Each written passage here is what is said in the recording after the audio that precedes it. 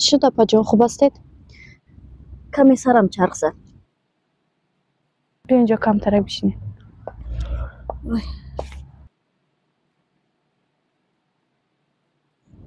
این پسرچه زیبا فرزند شما؟ بله. ممکن است؟ مرحبا. اوی شیرین،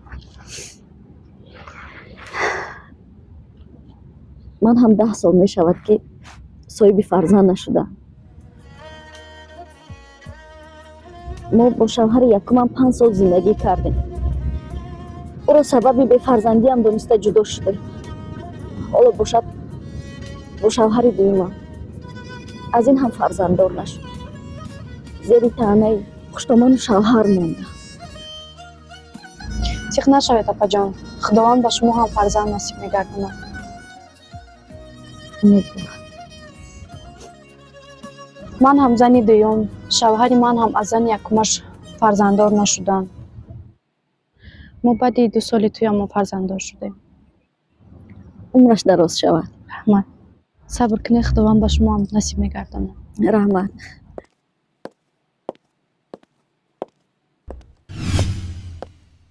میرویم زنک. من کاری کردم برای تو بود، بروداری کردم برای تو بود.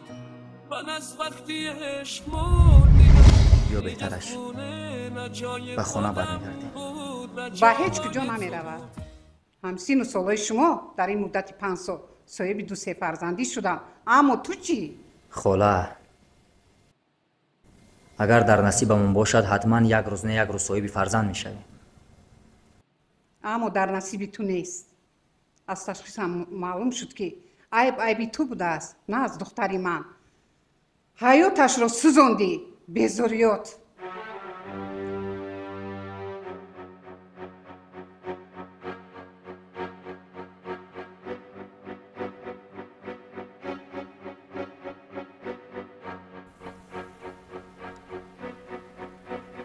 آخران بار میپرسم، میروی یا نه؟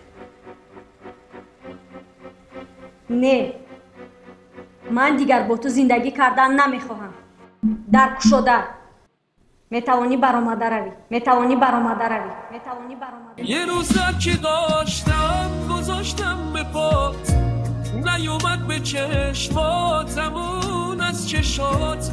خدا دیگه بی فایده از این خواهشات، کار از کار گذشته.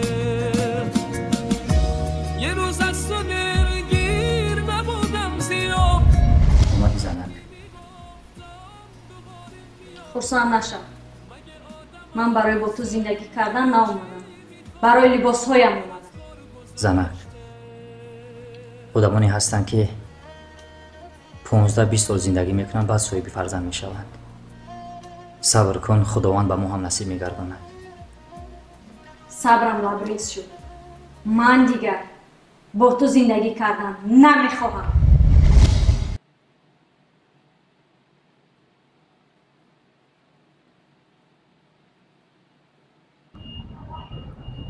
میرویم زنک. نگاه کن رسیدی کجا فرش، چه سخت برای خودت باورش.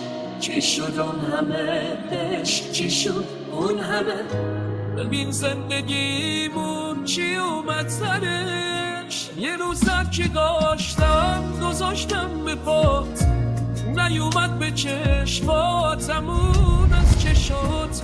حالا دیگه بگیر فایده از این خواهشات، کار از کار گذشته. یه روز از تو دلگیر نبودم زیاد، میرفتی میگفتم دوباره میاد.